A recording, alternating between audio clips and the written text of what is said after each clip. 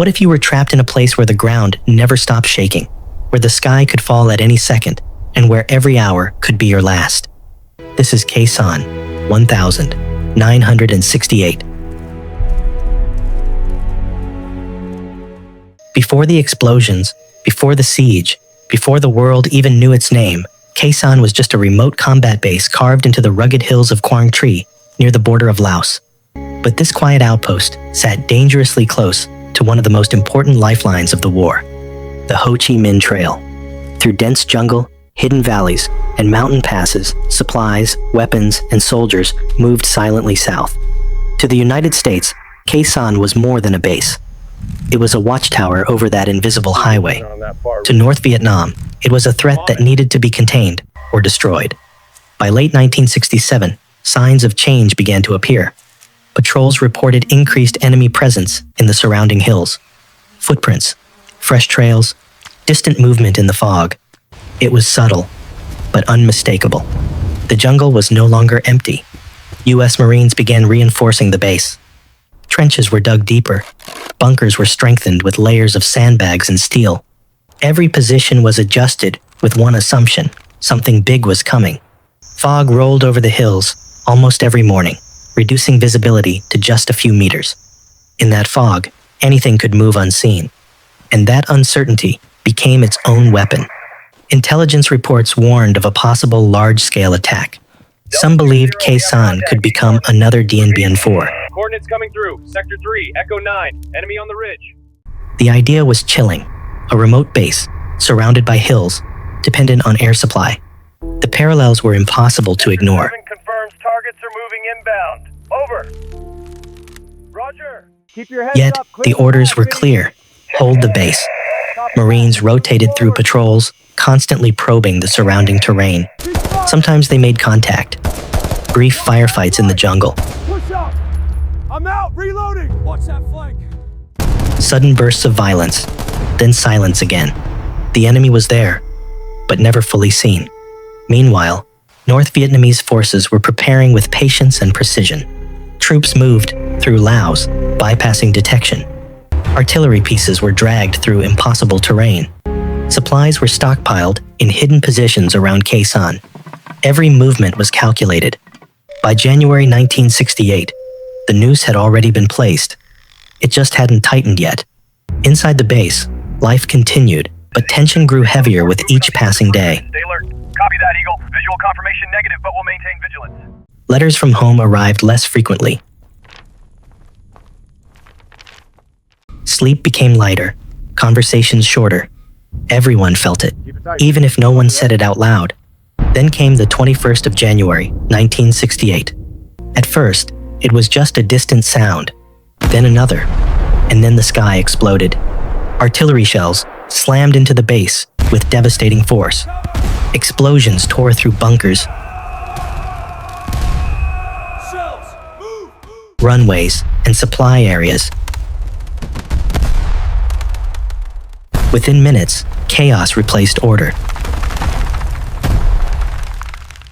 One of the first shells hit the ammunition dump. What followed was catastrophic. A massive explosion shook the entire base. Flames shot into the sky. Secondary blasts continued for hours. It was no longer preparation. It was war. Marines scrambled to their positions. Orders were shouted over the roar of explosions. Radios crackled. Smoke filled the air. Visibility dropped. The siege had begun, and there was no way out except through it. Outside the perimeter, unseen in the hills, the forces that had prepared for months were now in position. The trap had closed, and Khe Sanh was now at the center of one of the most intense battles of the Vietnam War. And once the first shells fell, the war at Khe Sanh did not come in waves. It settled in, like something that refused to leave. The explosions did not stop after that first day. They continued, hour after hour, day after day. The ground itself seemed alive, shaking constantly under the force of incoming artillery. There was no front line in the traditional sense. The entire base was the front line. Every bunker, every trench, every sandbag wall could become the next point of impact. Marines adapted quickly. They had to. Survival depended on it. They learned to read the sound of incoming shells. The faint whistle that could mean life or death. A short whistle meant it was already too late. A longer one meant a few seconds to react. Those seconds became everything. The air was thick with dust, smoke, and the constant smell of burned earth. Day and night lost their meaning. Sleep came in fragments, often interrupted by explosions that shook men awake before they even realized they had closed their eyes. And yet, the siege was not just about firepower. It was about isolation. Khe Sanh was cut off. Roads were too dangerous. Ground resupply was nearly impossible. Everything had to come from the sky.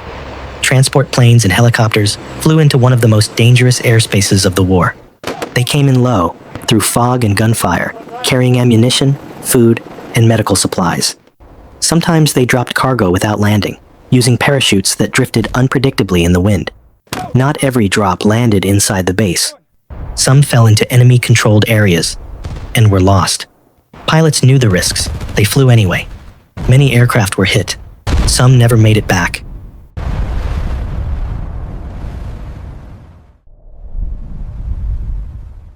Inside Khe Sanh, the wounded kept coming.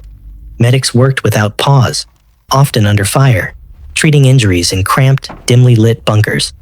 There were moments when the number of casualties overwhelmed everything. And still, the expected massive ground assault did not come. That uncertainty became psychological pressure.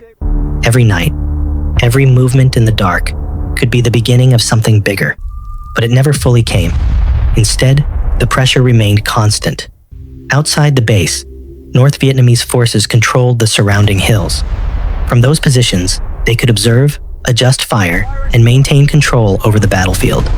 It was a war of positioning, patience, and endurance. In response, the United States unleashed overwhelming air power. Fighter jets, bombers, and B-52s struck targets around Khe Sanh in massive numbers. Entire sections of jungle were obliterated. Hills were reshaped by explosions. The earth itself seemed to be torn apart. It became one of the most heavily bombed regions in the history of warfare.